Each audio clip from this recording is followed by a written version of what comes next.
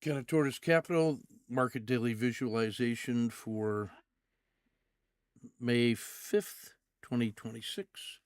Let's adjust the daily price and the price and the auto long, the 10 die, the auto short, the 5-day look back, the 10-day look back, the 10-day low,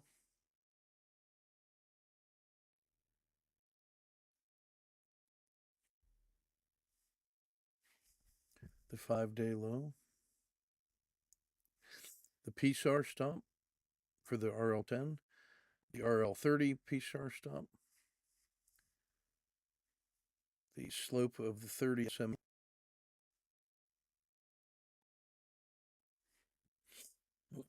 the RL150, the RL30, or the 30-day look back, I should say.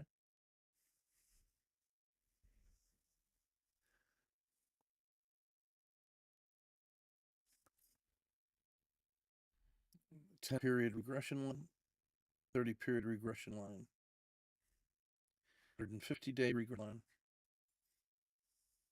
Pushing all-time high right there.